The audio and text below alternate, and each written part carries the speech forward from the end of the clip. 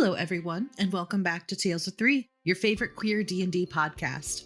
My name is Dusty. My pronouns are they, she, and I play Ivy Nightbreeze Tinkerfey, whose pronouns are she, her. And I still don't know why, but it's the funniest thing when I see recursive loop on a video feed. It's gone now. Hello, It was everyone. there for a split second. My name is Ariana. My pronouns are she, her, and I play Elara Spinelspark, whose pronouns are also she, her. And last week it took us 3 days to figure out how to climb out of a window. And if you're in our Discord, you know that we had to redo an entire scene because we messed up the invisibility rules so badly. Yeah. That's what happens when you play Baldur's Gate and D&D. Too much. Valid. It merges. Hello, everyone. My name is Weira. My pronouns are she, they, and I play Véres, whose pronouns are he, they. Yeah, that did happen, though. We did spend 75 minutes trying to get into a window. That bear, though. We did. Did the bear happen this time? Mm-mm. Nope, the bear is this episode. Spoilers! No. Be on the lookout You know what? for a bear. There's no context. Yeah, that bear, though. We're going to come back years later, and there's going to be like a bear sign. Beware of bears. Beware of bears. Honestly, though, what kind of bear is it? Is it a real bear? Is it just a man? What kind of bear do we think it is? Just a big hairy man? It's a man in a bear suit. Is it a Sasquatch? Is it a Sasquatch? Does bears get with a bear? Who knows? Wow. Ooh. Content warn. No. No. I take it back. Okay, bye. Bye. I mean, actually, don't leave. Is Nemeth a bear? Nemeth? Nemeth is actually technically a bear, yeah. I had a feeling. So maybe in the future. Daddy Nem. Daddy Nummy.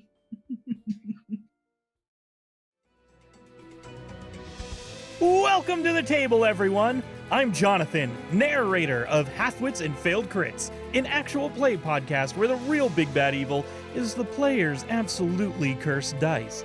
Join us as we build rich living worlds to stumble through, meet weird foes and even stranger allies, and display a reckless disregard for anything that gets in the way of a great story. Currently, you can listen to our adventure-adverse journalists in a cozy fantasy called The Parable Infused Tribune, played with Penultimate, a game of our own design.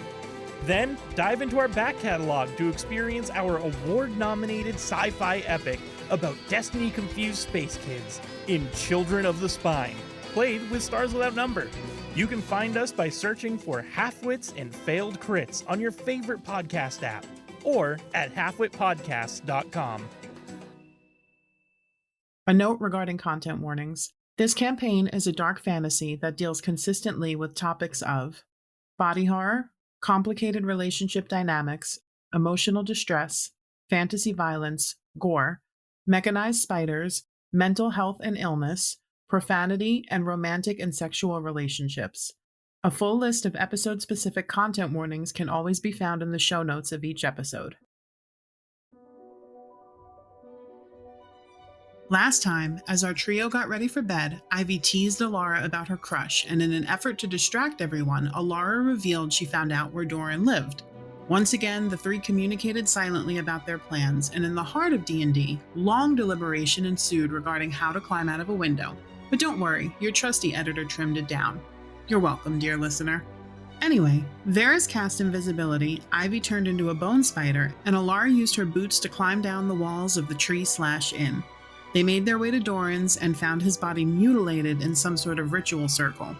As they searched the house for clues, they discovered a robe, which Elara identified as the same the Priest of Corruption was wearing. They also found a rabbit folk foot, and our trio discovered that Dorin was a young man who was excited to devote his life to Queen Titania and the Queen's Guard. Elara looked in the fridge and realized the meat was indeed people meat, and we pick up now with our trio standing in the kitchen. So y'all are standing in the kitchen. You've just closed the fridge, found out some disturbing stuff has happened. More cannibals. Yeah. What would you like to do now? Head back, I guess, right? Yeah, there's kind of nothing else to do. Ivy looks for the ghost. No, I'm kidding. We know there's a ghost, Weira. I think your characters felt something cold. I don't know if they know that there's a ghost in there. I mean, we know about ghost stories, right? Like ghosts, Yeah. we know that cold spots are ghosts and stuff. If you guys want to have your characters check out for ghosts, Elara looks at Spider Ivy. do you want to look for any last clues around the house before you leave, or do you want to just go? Does it still feel cold in here? Yes. Is there anything that's like out of place, I guess, other than like, the full-on ritual sacrificing scene? You're probably just like looking around for it, right? Mm-hmm. Make a perception check. You're a Spivey. Spivey? Spivey. I love it. Spivey rolled a 25. Spivey is killing it. Good job, Spivey. If you're looking around for something out of place, besides the awful bloody drag marks on the floor, Mm-hmm. the table that is stained, and the bloody butcher knife on the kitchen table. Yes, that's old news now. Yeah. And the broken chair in the corner. Nothing really seems out of place.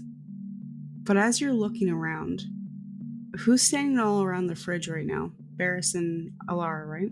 All of us, yeah. And technically Ivy, because Ivy's on someone's shoulder. I don't think you're going to need to, Ivy, because your dex is going to rely on whoever's shoulder you're on. Mm-hmm. Oh, great. But I like both Véres and Elara to make a dexterity saving throw for me. Sure. I swear on baby Jesus, it's a natural 1. I swear to God. Why would you swear on baby Jesus? And big Jesus and middle-aged Jesus. I got a 16 for Véres. I think that's enough for him, but not so much for Elara. What do you mean a natural 1 isn't good? Oh, I'm sorry. I'm very sorry. It's quiet, and Ivy, as you're taking the scenery, you hear something skid, like shift, as if pushed, and then it's quiet again for a second.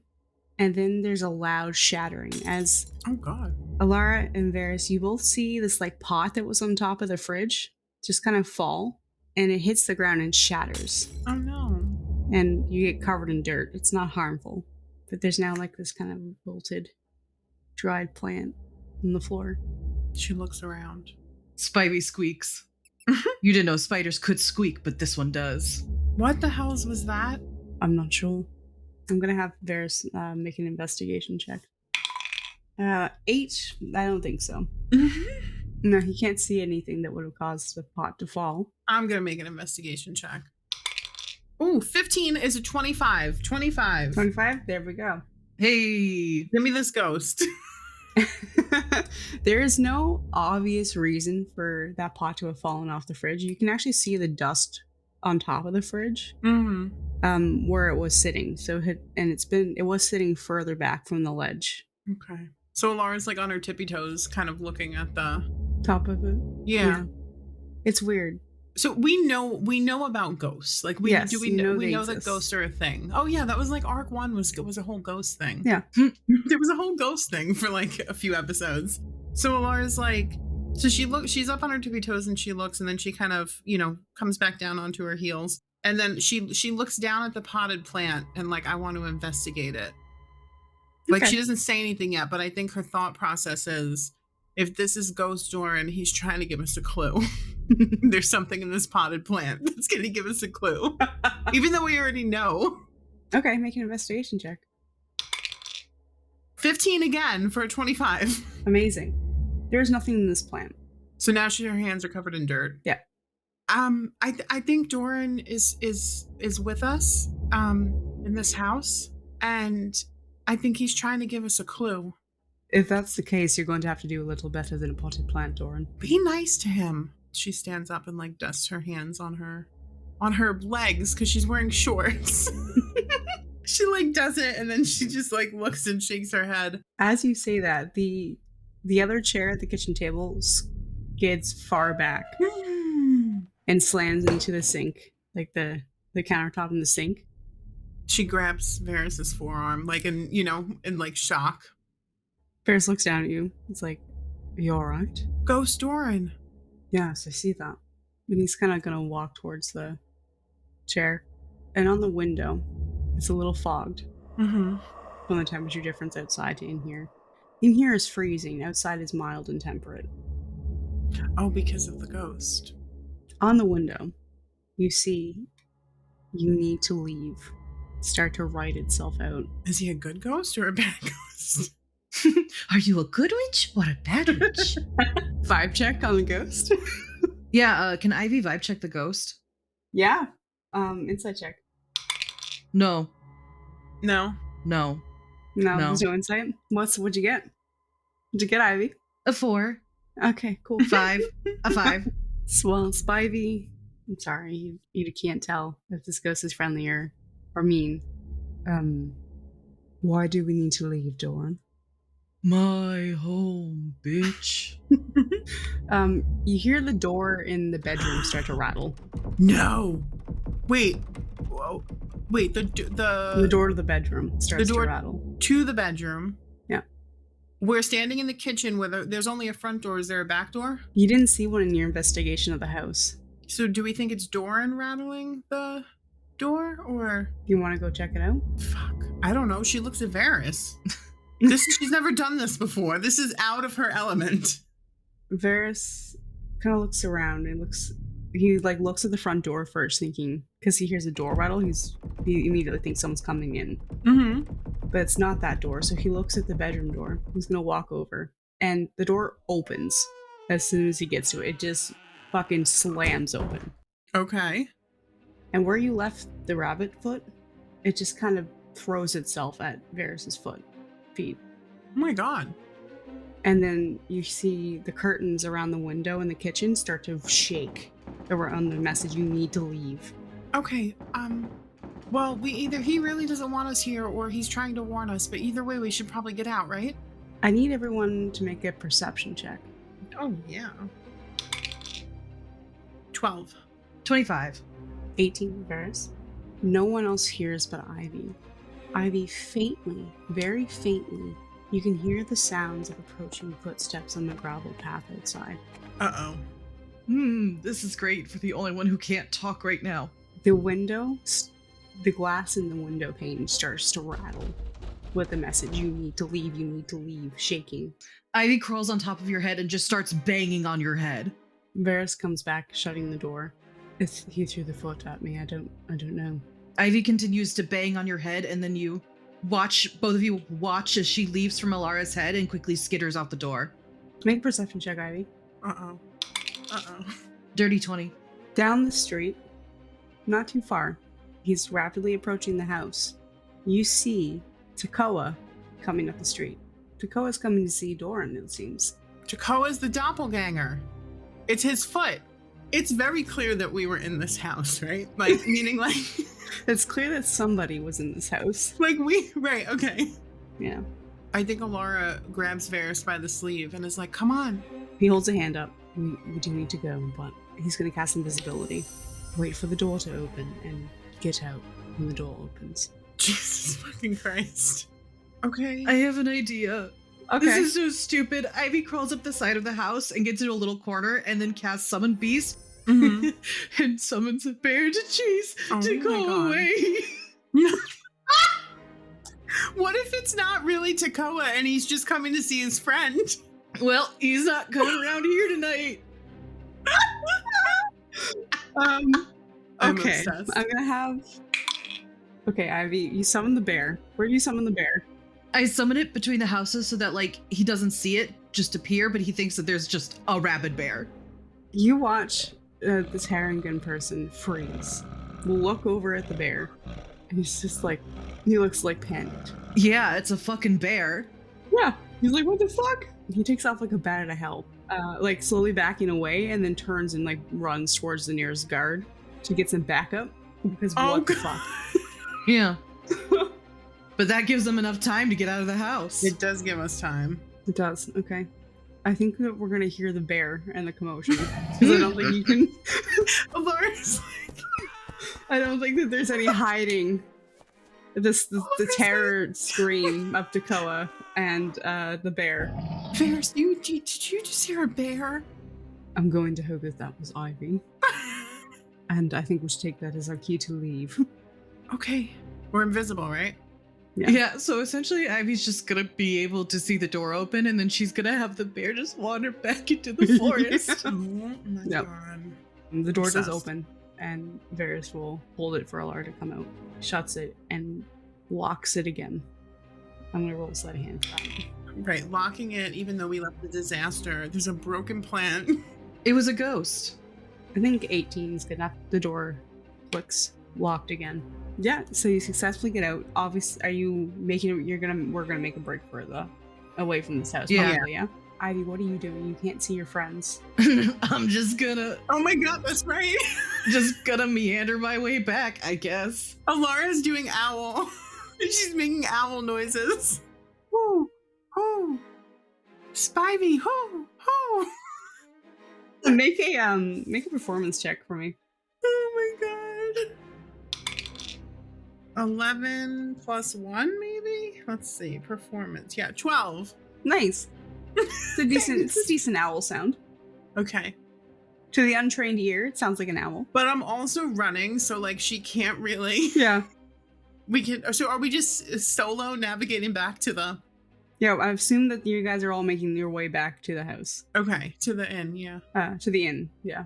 Véres is following the owl noise. Hey Véres, will you make a wisdom saving throw for me, please? A wisdom save. It's a natural 20. Cool. So you don't get hurt by this, Cool. which is great. Oh, okay.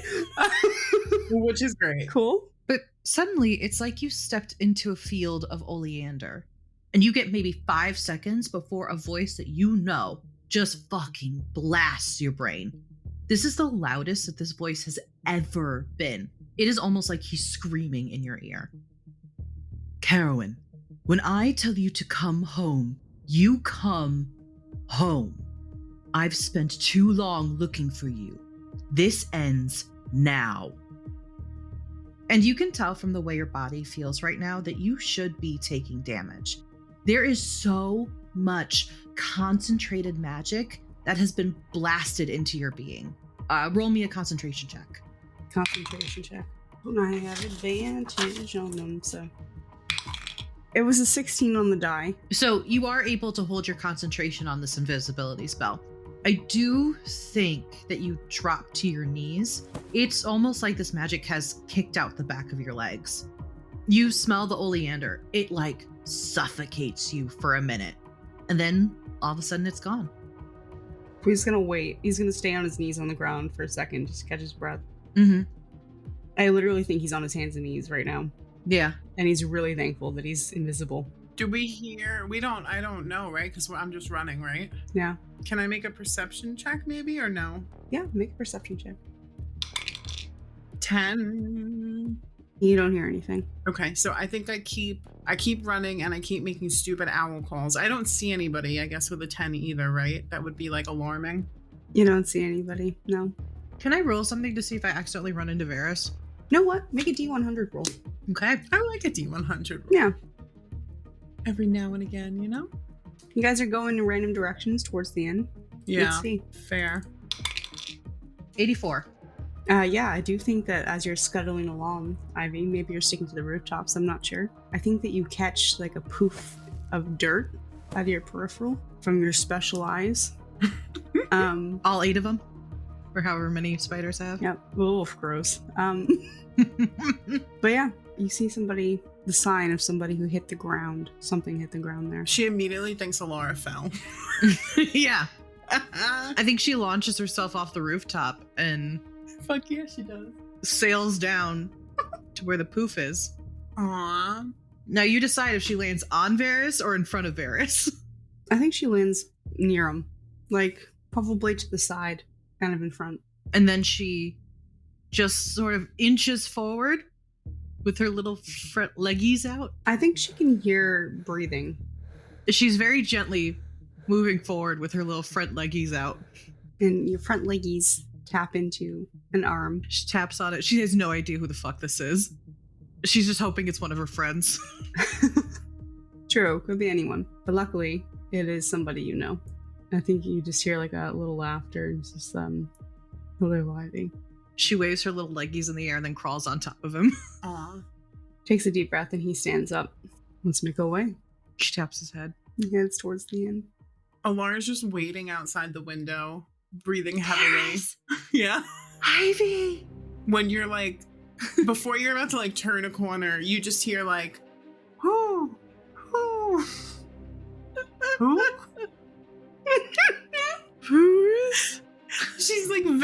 confused that she made it here first. Elara, you hear behind the inn someone go, is there something wrong? There's something wrong with that owl, I swear. There's something wrong with that owl. There is something wrong with that owl. It doesn't sound healthy. It doesn't sound healthy. But Elara, you do hear, after a short bit of time, pretty close to you. Hello. Hi. I was getting worried. Sorry about that. I tripped. Do you have Ivy? I do. Yes. Okay, good. I'm gonna walk up the wall. Can you just like stand right? And she like feels out for you. Can you just? And then she like goes behind you. You touch his chest. She's like, oh no. She like goes behind you and positions you in front of the tree, like facing the thing, right? Mm-hmm. And then she stands in front of you, and she's like, okay, I'm gonna walk up the wall. Just like hold your arms out in case I fall. All right, I can do that. But she does. I think she puts her foot on the tree, and then it just yeah, works. it's just like walking on land. So your whole center of gravity Yeah. shifts, and you walk up. She just is like, I really wish you could see this. It's pretty cool. I can't wait to see it. We don't have to be invisible. And she gets to the ledge and waits. He has no idea how he's going to get up there. Oh, he can't just climb? It's not easily climbable? No, because he jumped down, right? No, it's like a smooth tree up so far, like the top. It's a very tall tree. There's no branches or anything really. She walks back down after like a minute. You don't have a way to get up, do you? I do, but it would drop invisibility. I can go get my jacket and put you in my pocket. Doesn't Véres have Misty Step? He does. Listen, I can just go get my jacket for real. I know it doesn't look like you'll fit in there, but you really will. Sure, why not? Really? She's like, really? Yeah, sure. Okay. This gets me out. You hear her run up the tree, way less quiet than she should be. She's so excited. Because she got really excited. Under Varys' breath, he's like, I also could cast Spider Climb, but she seems so excited. He says to Ivy. Yeah. You hear the bones rattle as she laughs. So she opens the window. So when she gets closer, she's going to make a stealth check to be quiet. It's a 5. But I have a plus. Your boot connects with the wall. +2. It's a 7. Does the like window squeak as she opens it? I think that you, your boot connects with the wall, so it kind of makes it like a little kicking sound. Mm-hmm. The shifting causes the guards to pause in their talking. She freezes. And she's like, like, you know, like she moved in her sleep or something. Make a deception check. I swear to God, I'm not lying. It's a natural one. Yeah. You hear a knock at your door. She pops her head out the window and she goes, Véres, make me visible now. Whispers. It's like, fuck. And he drops concentration, but it also drops on him. So does he hide? What does he do? He casts Spider Climb. Okay. He's like, fuck it. And he just kind of like clasps his hands together and this red smoke kind of comes out. Uh-huh. And then he kind of crouches down and touches the bottoms of his feet and then starts climbing up the wall. Elara opens the door and pokes her head out and like tries her best to look like from the bright light. She like squints her eyes, you know. Hey, she opens the door. Who is it? It's the sorceress. Like, hey, everything Hi. good in here? Yeah, we're sleeping. Is everything okay? Yeah, we just heard like a sound, so we just want to make sure you guys were okay. I sometimes I flail in my sleep. I'm you know.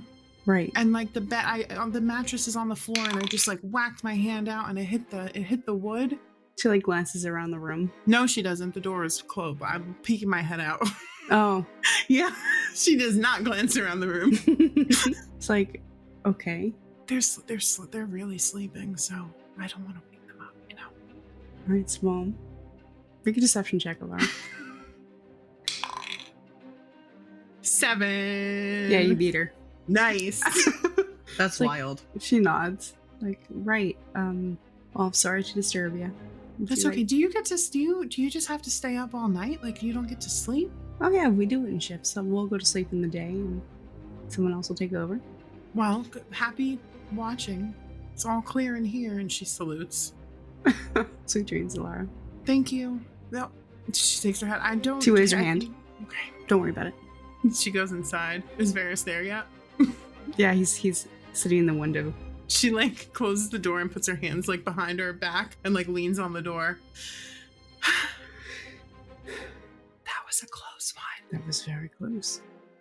We made it. We did. Oh. He shuts the window. I just remembered. The stone. Yeah, she nods. What a weird dream that was. I had a very weird one as well.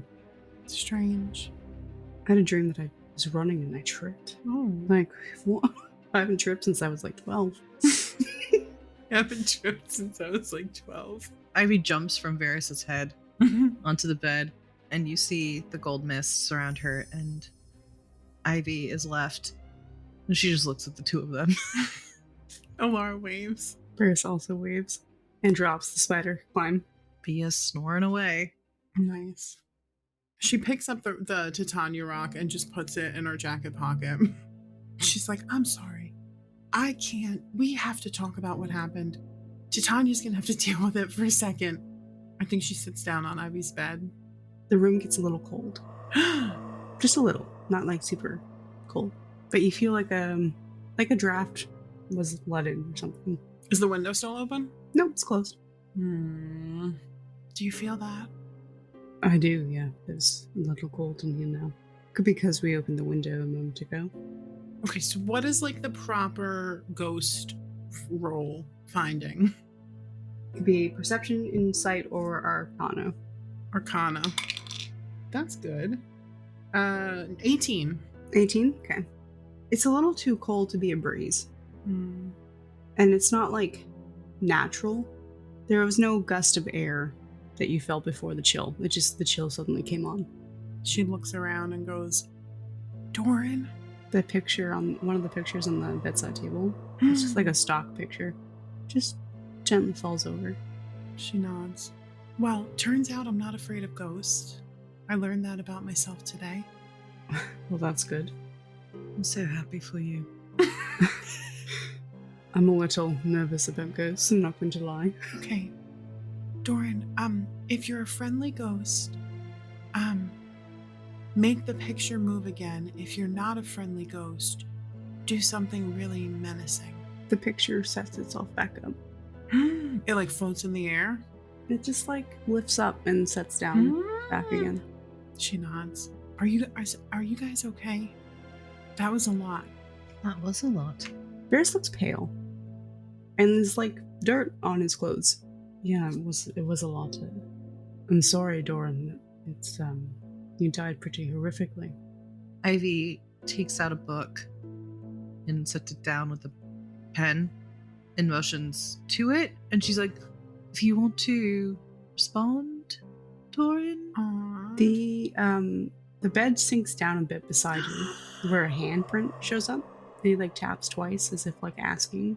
She nods. It sinks down like somebody's sitting there. Mm-hmm. The book floats, and the pen is taken, and he writes, yeah, it was pretty fucked up. Like Ivy giggles a little bit. Obsessed with Dorin. Draws a sad face. But I'm glad you three got out of there. Yeah, so what was up with that? He writes, ... The person who is coming to visit Dorin is not who they appear to be. Tekoa? Tekoa is a doppelganger, I think they're called. Was that his foot? Like the real Tekoa's foot? Yeah. Yeah, they seem to like to keep trophies of the people that they've killed. Did they take a trophy of you? Yep. What was it? A lot of my internal organs. Well, I was going to say we can get them back, but maybe... He writes, unfortunately, for some spells, Oladell components pack a little bit more of a punch than regular components. So, I'm sure they're being sold right now. Gross. Gross. Are you stuck here? I don't know. For now, maybe. There's no bright light like they say, though. I'll tell you that. Well, maybe there is after you. Maybe you have unfinished business, and once you finish it, you won't be stuck here. Yeah. You seemed like a nice person. That's kind of you. She looks at Véres and Ivy. So are we going to, like, what are we going to do? This is... I sort of feel like that might be up to Ivy at this point, unfortunately. I hate to put the pressure on you, but, if we tell someone, and I think we should, personally, but if we do, it's going to reveal that we snuck out, for one, and two, that we covered up some pretty atrocious things, and it could also incriminate us. I think that they will know we didn't do it. Maybe you too? I think maybe we wait until he is discovered. She's obviously kind of hesitant. She really doesn't know what to do in this situation. Yeah. The book shakes and Dorin writes, Takoa hasn't been discovered and he's been dead for weeks. Oh, good. Love that for us. Maybe longer. Oh, boy. Is Takoa living there? In your old house? No, we were just close friends. So why was the doppelganger going there? Takoa used to come over and visit on a specific day every week. We would have dinner and chat about the week. So he's keeping up appearances. Yeah. The other doppelganger, who took my form, There's two of them. at least. I'm thinking the one who took my form was going to have the one who took Takoa's form over for dinner. Like you said, keep up appearances, maybe discuss their plans. We certainly ruined their plans, whatever they were. Dorin writes, I didn't know. I thought he was Takoa. Until I died and saw his foot. Maybe makes a sad face. I'm sorry, Dorin. Why did the other doppelganger have Takoa's foot? Dorin responds, I don't know. Maybe they were planning to stay together. Well, maybe we scared him off. Like maybe he went back and then, I don't know, just decided to leave. Oh, he's looking for his next victim. I think we need to tell someone. I don't think that we can. I think this is, above our pay grade, And we don't want anyone else to die. I mean, I would rather us get yoinked back to the castle than risk other people, No, I agree. So, do we tell someone now or in the morning? She looks at Ivy. There is a very good chance that if Titania's told about this and I am yoinked back, that she's never going to let me out of her sight again. Okay, but they didn't come specifically for you, which is a good thing, right? They were here before. I don't know how much that matters to her. Dorin in the book writes, one of them was here before. The one that killed me showed up today. You see his handwriting gets a little shaky as he writes. He was talking to himself while he was cutting off my limbs. Jesus Christ. Elara makes a face because it's awful that he had to watch himself be cut up, and she feels like it's her fault. I'm gonna insight check Elara. Who, Véres or Dorin? Véres. It's 13. Lucky 13. 6. What does he glean? What is he trying to... He's trying to discern what the face was all about. I think you guys know that Elara has a tendency to extrapolate weird information about how if you trace things back to the source, this is all her fault because, if she wasn't around, it never would have happened and all that. So it's kind of that vibe. Elara, it was not your fault. She kind of nods. It kind of was, though. How so?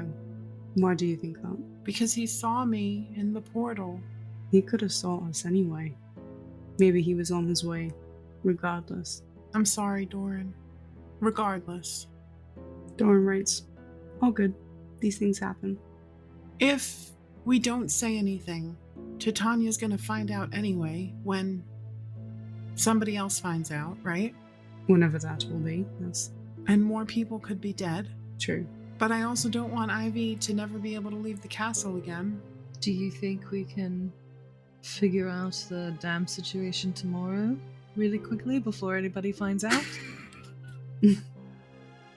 Yeah, I think we could try to take a crack at it, for sure. But I do think that we should tell somebody. Because thinking about it, it looks weird either way, for sure. Oh yeah, I totally asked Cohen where Dorin lives. Right. So if we don't come forward and say, hey, we snuck out and did this thing, That seems a little more suspicious when they find out by themselves, right? I've never really been caught with a crime before, so I don't know how these things work. I don't know what looks more incriminating than the other. Well, okay. Think about it this way. This Trying is to a figure- real moral quandary. I'm trying to figure out how to basically explain, like, if Dorin is found out, then Takoa will be found out. Right? So do we think that Takoa is going to make sure that people don't find out about Dorin's death? I don't know. Do we know? I think Elara's going to ask Dorin. Do you know if both of them are priests of corruption? Or are they just two, like, doppelganger buds? He writes, "What the fuck are priests of corruption?" Underline. Oh. She nods. He was a young boy. He was brand new. Okay. Well, we'll explain that later, maybe. Sounds scary, he writes. Ivy, do you think that we should just do what we did last time and get ahead of it and just you tell Titania, hey, you know me, snuck out of my room, found this thing, want to be up front? Or should we tell the guards and then have them relay it to her? Or do we sleep on it? Have you ever seen a god No. Well, come yes, through? but no. Come through a rift in your room? No. No. Would you like to see one? No. No. Not at all. Would you like to see Titania's giant hand literally come through and yoink me back? To be honest, as somebody who's had a giant hand around my throat, not a preference. Poor Dorin. Like Queen Titania? Yeah. Oh, by the way, Dorin, this is Lady Ivy of... I wish you wouldn't. I wish you wouldn't. All caps, not joking. I was gonna guard you. Well, now you are. Now you are. Like, I was gonna join your security detail. Why do you keep doing these things to me? Can we keep Dorin? I want to keep Dorin. It's a little funny. I'm sorry. She like rubs her hand, like both of her hands down her face. He writes, "Oh, so this kind of worked out." A little. Kinda. Sure. Véres fucking laughs. This is awful. One day. We give it one day. We wake up tomorrow morning and we go and we fix the dam. And then if we don't figure it out by tomorrow, we have to tell Titania. All right. Agree? Agreed. Deal? Or no deal? No. Yes, deal. Or no deal? All right. She takes out her notebook that she keeps keeping all of her damn notes in. And she just writes in like big letters, like really trying to write neat. Fix dam! Exclamation point. And she like crosses everything off the list. What a world. Mm-hmm. All right. Well, I'm going to trance. Mm-hmm. Good night to you. 3. Good night, guys. Good night, Dorin. Dorin in the book writes, "Good night. I'll keep watch. I don't need to sleep." The guards are also keeping watch. Yeah, Dorin writes, "Yeah, I see that. One of them is keeping a very close watch. Like, looks like he's listening." Who? Fuck, it's fucking Novik, isn't it? Does he have a lot of ear piercings? He says 1 second, he drops the book. I love Dorin. He phases through the door. Yeah, the cold leaves in the hall here. Oh my god, it's gotten a little cold. And then you feel it get cold in your room again, and the book picks back up. Yeah, he's got a lot of piercings. Well, I'm sure... That's Novik. He's a crush on Elara. She does not say that. She drops her pencil. She says that. Dorin, oh, underlined. No, he doesn't. He draws like a little teacup. It's pretty well drawn. He was an artist too? Yeah. A man of many talents. Oh my god. Elara gets into her mattress on the floor. Ivy immediately starts trancing. Immediately. Where's Véres sleeping? Very poorly, probably on the other side of the bed with Ivy. Yeah, on the little bed with Ivy. Is she sitting up trancing? Is she doing her, like, lean against the... Yeah, she's sitting up. Yeah. Yeah. Véres doesn't sleep for a very long time. Or Véres. Well, speaking of sleeping, Oh boy. Mm-hmm. as you all begin to drift off into sleep, I think first I would like to kind of know what is going on in everyone's individual mind. It's been a really interesting, weird, scary, eventful day. Ivy, it's your first adventure, and you've met a priest of corruption who apparently maybe tried to snatch you, bring you back to the Unseelie. It's not my first adventure. It's your first adventure in the Feywild. In the Feywild. True. What are her feelings? Like, is she afraid? Is she nervous? Is she? I think she's sad for Dorin. Yeah. I think she's more worried about being on house arrest for the rest of her natural born life. Mm-hmm. But she goes to sleep quickly. Fair. We've already established Ivy has no problem falling asleep. She needs her beauty sleep. Yeah. What about Véres? I think it's a mix of things. I think that he's like, what the fuck is up with that ritual on the ground? What was all that about? Is the other doppelganger a priest of corruption as well? How long have they been here? Is there more? Is this a bigger thing that we've gotten ourselves into? And also, how many more times is he going to get messages until he gets the fucking point? He's not coming back. He's going to have to answer, is what he's thinking. Yeah, that's where he's at. For Elara, definitely so many thoughts. She's never seen a body like that before. So weird and queasy, and seeing the gore of it all, and not understanding how a person could do that to another person. I do think that she stays up kind of for as long as she can and has like a conversation with Dorin. I think she tells him all about what priests of corruption are. Based on their conversation, she probably overshares way too much information with him and answers any questions that maybe he has. She definitely is like, you can adventure with us, you know? It'd probably be pretty handy, honestly, having like someone who can like go through the walls and scout ahead like that. I mean, Ivy's pretty good at it as a spider, but he responds, I don't know how long I'm here for or how far I can go from. I don't know how these rules work, you know? But if I can, I'll join. We'll figure it out. Yeah. Cool. I think that as everybody starts to fall asleep in their respective mindset and thing like that, I need everybody, not Dorin, but the three of us, to make charisma saving throws. Ivy at disadvantage. Why me? Why me Because a disadvantage? Elara got a 10. 15. What'd you get? Tell me you still rolled high. Did you get a nat 1? Yeah. You did? Yeah. Okay. I knew it was bad from the way you were hiding. So we're going to experience this, I think, maybe through Dorin's ghostly eyes, which is totally fine. 15 wasn't enough? No, I had a feeling we weren't going to make it regardless. So what happens is, Damn. as the three of us fall asleep, We all die, end of campaign. no, we settle into the best sleep that we have ever had in the entirety of our entire lives. It is the bed, like how you just said, where the like uncomfortable portion of the bed that Véres is sleeping on, it is just right. It is the most comfortable piece of mattress you've ever laid on. Elara has the most comfortable pillow. The temperature is perfect. There's no noise other than like ambient sleeping noise. It is the most comfortable that you've ever been. And you all sink very peacefully into sleep.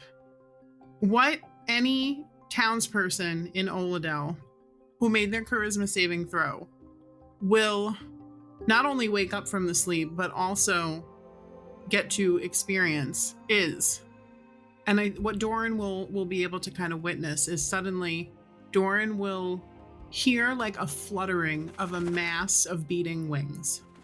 But even for Dorin, it's kind of like this soft, like muffled sound coming from outside of the window. Does Dorin go to the window? Oh, yeah. He sees first, I think it like kind of starts to like sparkle in and out, like lights going in and out. Gold and pink sparkles in the outline of a swarm of butterflies. They come in from all ends and they meet in the middle and they start to swirl together. And they create this circle. And as they swirl faster and faster and faster, this light appears in the center of this circle that they're making. It's bright golden light. It's also somehow dim, like everything is dampened. Dorin's vision is dampened, hearing, feelings, everything. The butterflies swirl and the light grows until it's big enough to kind of fit a person. And you watch as 4 figures step out of what Dorin will probably realize now is a portal. They're wearing these very pale pink robes with gold trim, and they fan out and they each take a position like the cardinal points, north, south, east, west. They begin to move their hands and their mouths, almost similar to kind of what we saw with the priest of corruption. This very kind of methodic, in sync casting. Their hands, where they're casting, begins to grow this golden light. Each of the people, their golden light is tinged with a different color. So north has these blue sparkles in with the gold, blue for the school of abjuration. South is yellow, so there's gold and yellow for conjuration. East is this grayish kind of silver for divination. And then west is red for evocation. And this magic and these colors, this like magical essence flows from them, and it flows up until it comes to a point at the center of the 4 of them where all of the colors start to mingle and swirl together. And what happens is at that point, this dome begins to grow out of it as it covers the entirety of the town overhead. The blue magic for abjuration begins to fall down from the dome, almost like snowflakes, except it's like these sparkling little blue flecks of light. It's really pretty if any of us got to see it, but we don't. And then it disappears. The butterflies reappear. They open up this portal and these 4 figures step back through it. And as soon as the portal closes, it's almost like the butterflies are sucked in with them. And then in a flash, it's like real life begins around again. Dorin's senses come back. Everything he can see, he can hear. Dorin needs to make a wisdom saving throw. 13 on the die. As soon as the butterflies, the last one disappears into the portal, as everything snaps back, he has no memory of what just happened. It's like one of those things where he like kind of shakes his head and is like, oh, what was I doing? And then just goes back to whatever ghost Dorin was doing. And you all have the best sleep of your lives. Oh boy. When you wake up in the morning, anybody in the town who has a good alignment is blessed. Yo. Anybody in the town who has an evil alignment is baned. Oh, shit. And neutral gets nothing. So morning comes. Now the question is Véres baned or is Véres get nothing? Véres is baned. Véres is baned. Love it. Yeah. And Ivy's blessed. Always #blessed. Also, anybody with an evil alignment feels like shit today. Oh, great. You do not feel physically well. Cool. So we wake up and I'll hand it back to you, Weira. Cool. Elara, like, she stretches and she's like, ah. Oh, this is the morning. Yeah, I mean, I'm Oh. assuming. Okay. Unless someone wakes up in the middle of the night. I don't know. No, it's cool. Véres is already gone. Okay. Yeah. So then we'll open with Véres waking up then, since He got the fuck out of town. No, I'm kidding. He was like, I feel like I gotta go. I gotta get out of here. He started running and then just wouldn't stop. Yeah, morning comes, and before the light even comes in through the window, Véres is awake. And he feels... Because he feels like shit. like he has had the worst binge drinking, drug-induced night of his life. Like, he feels like the crash after... He feels like he did when he used to be drinking and doing drugs daily. And then Fair. it stopped suddenly. Withdrawal. Yeah, it feels like withdrawal. He's Oh my like, what God. the fuck is this? He's like, I have not touched a fucking thing in months. What the fuck? Years, maybe. So he hauls his ass out of bed. Mm-hmm. He's like, well, this isn't gonna do. I'm gonna go put some energy out, do some stuff, because I can't be like this all day. And he's gonna write a note and leave it on the table and say he's gonna go find the trading grounds and he's gonna work out for a bit. He'll be back. He'll meet them back at the inn. Maybe like an hour or so later, Elara wakes up and literally she's like, stretching, like, is Ivy up yet? Yeah. I think Ivy gets up shortly after Véres, but just sort of sits there Yeah. reading. She sits there like an NPC waiting. Yeah. Idling. She wakes up and she's like, you know what? I didn't think sleeping on the floor on a mattress was going to be good for my back, but I feel like I could run a marathon. I feel great. I feel pretty good too. That's good. And she gets out of bed and comes and like sits on your bed. She sees the note from Véres and is like, makes sense. He probably didn't have to leave a note. He would know what he was doing anyways. We would have definitely just assumed. Well, okay.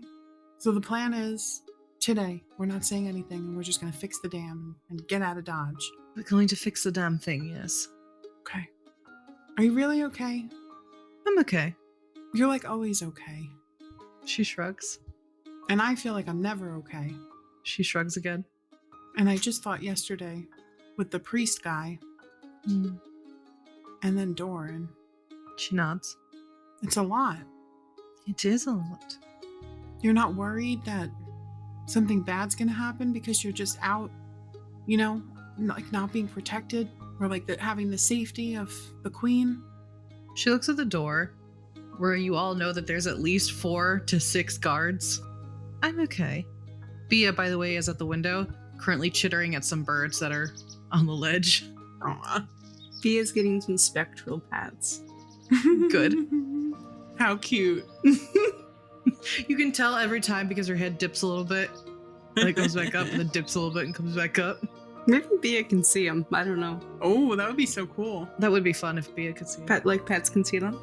Yeah. Why not? If you feel like you want to talk about anything or anything gets overwhelming, you can talk to me and Véres too. They're really good at, giving like advice and stuff. Do you want to talk? She shakes her head no. No. Well, maybe, like, I guess I'm a little curious, maybe, about, like, how you are so brave. Her eyebrows crease together. What do you mean?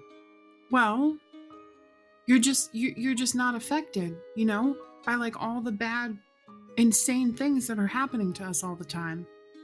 Like, you're just, like, like, roll with it, which is, I guess it's good. Unless you're like repressing everything and then it's all going to come spilling out one day because, then that's probably not good. But you're not afraid. I mean, I'm afraid. Just, I don't know. I guess it's got to get done anyways. So, might as well do it scared. She nods. I mean, to be fair, I did summon a bear to freak someone out because I couldn't figure out what the fuck else to do. I knew I heard a bear. Yes, I summoned a bear.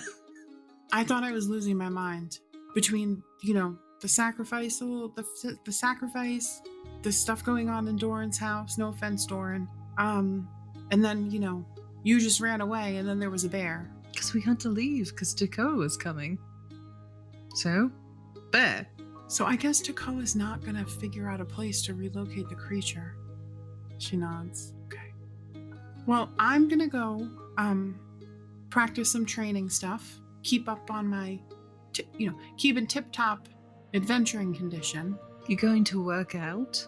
No, I don't consider it working out, actually. I think of it more as like honing my skills and moving around as little as I can so it's not actually a workout, I was worried there for a moment.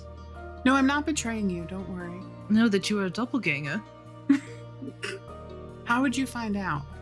How do you find out if someone's a doppelganger for real? Do we know? If you just started working out in earnest, I would just assume. That's fair. Do we know it? We don't know anything about doppelgangers, right? No? Okay. Nope. Not Ivy Well, either? make a history check. I read it. I read it somewhere. I got a 19 on the die, and I have a high history. I'm pulling up my bestiary right now. 19. 26. Nice. We're like, actually. Doppelgangers were Elara's special Yeah. interest at one point. She pulls out a book from her pocket that's like, the doppelganger inside of you.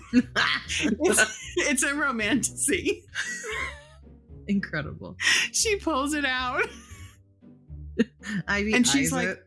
I don't know how much of this is actually, everything I learned is from this book. And she shows it to you. And it's very clearly a romantasy book, like a monster fucker. They're monsters, right? They are monsters, yeah. She eyes it You have a monster Clearly. fucker romance book? Elara is a monster fucker. about doppelgangers. Mm-hmm. Interesting, Elara, interesting. I thought she puts her hand down. Ivy opens her mouth. I know how it looks. Do you? I thought I didn't know what it was until it was too late. Elara. The front of the book has an artist depiction of a shirt being shredded and a woman wooing.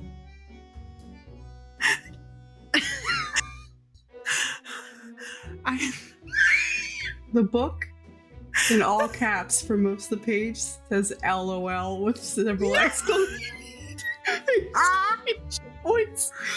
Listen, Penny gave it to me as a gift a few years ago, and she said that it was like a history book, and then I just believed her, and I was reading it, and by the time I realized what was happening, you know, it was too late. I was invested. You were invested. What did you think the front art cover was doing there? Well, you know how like when a shape changer, like if they change into a different shape and it's a different size, then the stuff can get shredded, you know, like you can shred your shirt. And you thought the woman down front with the heaving breasts was just like... She told me it was a scientist. She said she was a scientist. Ivy, I trust my friends, you know? I feel like... The person who gave her the book says she was a scientist. Penny, it was Penny. Penny said that the woman in The woman, when I questioned it, Penny was like, that's the lady who did the research and she wanted to be on the cover. And I was like, well, far be it from me to judge somebody on, you know. I'm so sorry that I've done this. I'm not. You see, not see so much as hear, but you hear something like the sound of an soft impact on one of the 4-poster boards for the bed. Yeah. Dorin's fucking dying again. I thought he was making like sex to like the bed, you know?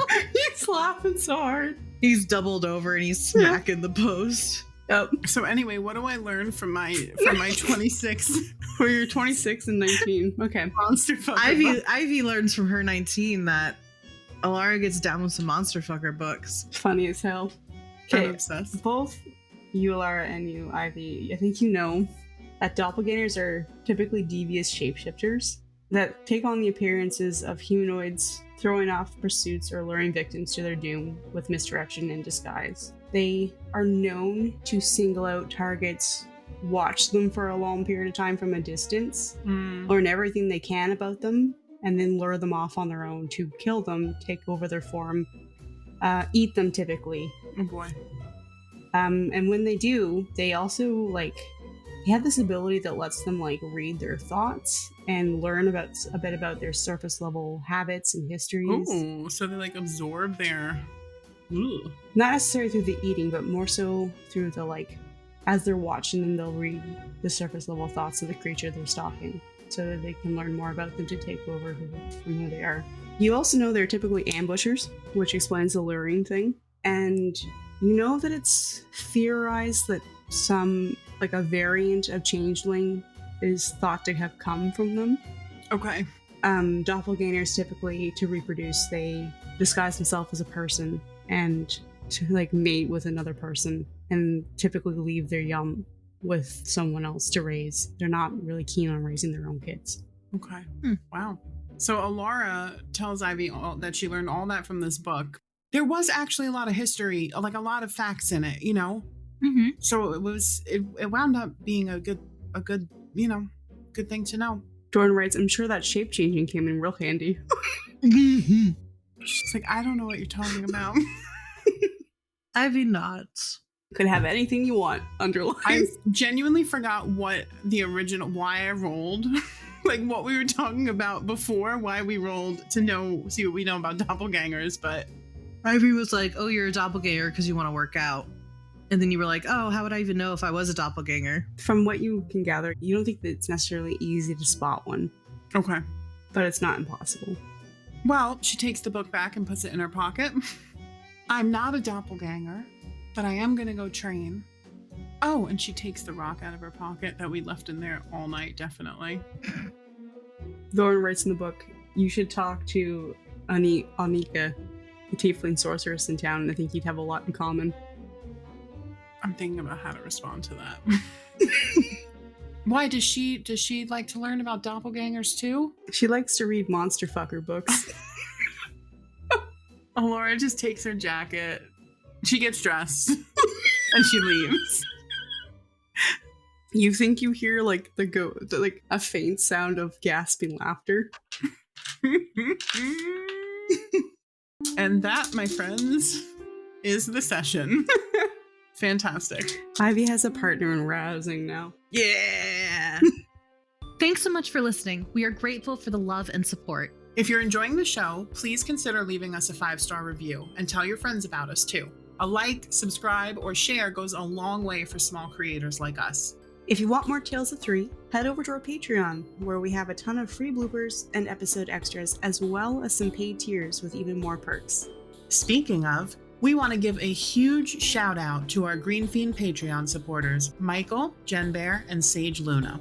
Also, if you join the Red Rogues for $5 a month, you'll get access to RDCC, an after show where we deep dive into character motivations, player reactions, and give a glimpse at our creative process. And with that, our story pauses here for today. Join us next time as we continue our adventures, and remember, it's never too late to start your own. Bye! Hello. You're probably wondering why I've gathered you here again today. Or you know what's happening.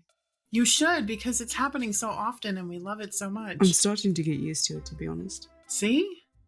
Now I've got to throw you a curveball, Véres. You shouldn't be used to this. You know, I'm starting to learn that I should just keep my fucking mouth shut, but that's besides the point. Next time, I want someone to write us something mean to say. Because then it will be a curveball. We haven't heard a mean one yet. Why do you want it? Why are you putting that energy into the universe? Because, I mean, listen, just think about it. If someone really wrote us a negative review, like in real life, I think it would be really funny if we just came on here and read it. But anyways, whatever. Just do what your heart tells you to. Do you want to go first or do you want me to go first? So, before we start, the person puppeting me would like to say that their food is here. Okay, so I'll go. Oh, then we'll just wait for you to get back. Cool. I'm just waiting for them to hit the buzzer. Then say your line. Say your thing real quick. Episode 12, welcome to Osrin. So, episode 12, welcome to Osrin. Arcane Amphitheater says the intro reminded me that Elara is collecting scars like they are trading cards. Mm-hmm. Sweating, laughing emoji. I agree, and I hate it. And spoiler alert, there's a lot more where that came from. Oh my god. They haven't even gotten to the episode, like the late 20s episodes where things really get rough for Elara. This is only episode 12. Anyway, episode 45, that's a recent one. Mm-hmm. A map and a book, whodunit, which actually Jeff from Big Campaign Podcast, who left this comment, gave me a better title, which I should have named it, which should have been Lore and Breakfast, because That's what the episode really was about. But anyways, Jeff said from Big Pancake Pod. Elara. Someone has pancakes on the brain. Jeff from Big Campaign Pod said, "Excellent!" Exclamation point. More breakfast exposition scenes! Exclamation point. And you know what? You'll probably get them. We like to eat, you know. What can you say? And do history checks. Oh, hello. Hello, one moment there, please. Okay, bye. All right. I thought you answered the phone like that, and I was did. so impressed. I'm even more impressed now. Yay! Oh, I shall return. They're gonna be shell shocked when I open the door. Go to the door and be like, leave it at the door. I'm too tall and I'm not fully clothed to I'm be too tall and muscular. but my hands are really small and I can't turn knobs. Oh my god, Dusty, the voice that you did for Jarek is so... You're gonna have so... I mean, not that you're gonna have to do much talking, I don't think, but... I don't think it's gonna be like a super chatty, but I just... I'm gonna No, put his mouth will be first. preoccupied for sure. Ivy looks at Dusty. Oh, what is happening to me today? Where Ivy was like, of course they exist. Oh, I just distinctly remember the outtake of like, so she knows they exist, but she just doesn't like their vibe. Right. Yeah. You said this is a bad time, bro. This is a real bad time. Véres is like, Daddy, chill.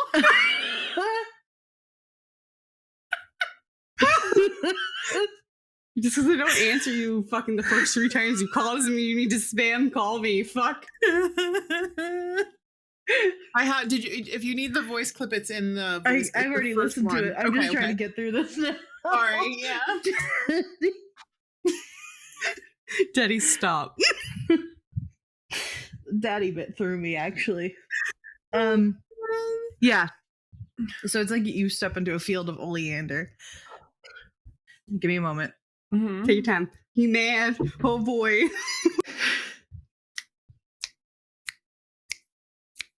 This is the worst possible time. He's gonna drop concentration for sure. There's no way. Yeah. Hi. Oh, there's a car going by. Hold on. This is really loud. Do you think that the car I think that Elara's Impala will actually save all the problems? Yeah, totally.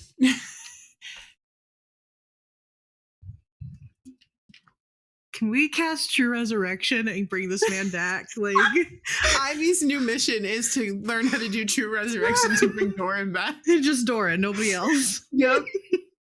Oh my god. Not her dead girlfriend. No. Not her dead girlfriend. Just Dorin. Just Dorin.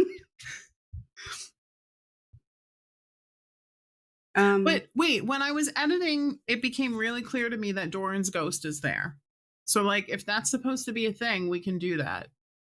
Well, it's a thing, but if you guys don't notice it as like your characters, why? Yeah, we're not metagaming it. Whatever. Did you want to talk to Dorin? No, I'm gonna cry if we do. You are gonna cry. He's such a nice guy. I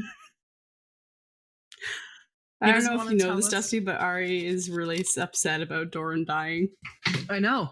I put it in the chat yesterday too. Oh, did you? Okay. I was literally listening to it and I was like, I almost started crying when you were describing like he was, you know, he has his books and all of his armor was so clean, and then I was just imagining his head nearly sawed off and how painful and scary it must have been, and I almost started crying. Yep. Anyways.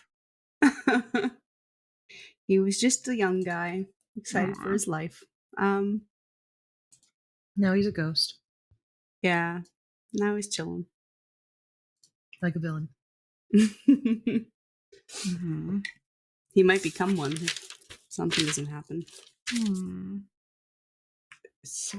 I forget what to add for that, sorry. It's in my intelligence. I have no idea. Isn't I think it's your concentration- spellcasting modifier. Is it my spellcasting? It's usually for concentration checks. It's the damage taken. It has to be Or- above the damage taken, or it's 10. I think that's right. So I don't think It's every either 10 single or half the time- damage you take. I Okay. want you to know that every time we've ever done this, we have Googled it every single time, and we still just can't.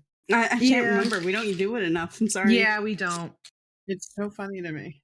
10. Okay, sorry. I can hear above the bag. The crankle. What bag? The crankles? I don't know Oh what my you're god, Dusty, is your mic on full blast? It is. I knew. Oh my something- god. Real quick, I'm gonna stop the recording. He's also It's got 30 feet. Dimension Door. But that's a little high spell. Can he crawl up a tree? It'd be very dramatic to Dimension Door up this- Into. That would up be the tree right wild. now. He can't climb up. It's not like And no, because it's like 3 floors up. What about the tree? Can he climb up the tree and then Misty step in? I mean, I can give it a shot. I don't think there's anything to really hold on to is the problem. Yeah, I would assume they would make it so that it's not easily climbable. You Yeah. know what I mean? Like, It's underneath someone's window, you know? Can he use knives to... Oh yeah, he's gonna stab the tree. It's a okay, and then we need to do Nemet's Nemet's what is nutting Nemet? You're such a nutting Nemet. I feel like in the Unseelie, it's almost like a compliment. It's like, oh, you're such a nutting Nemet.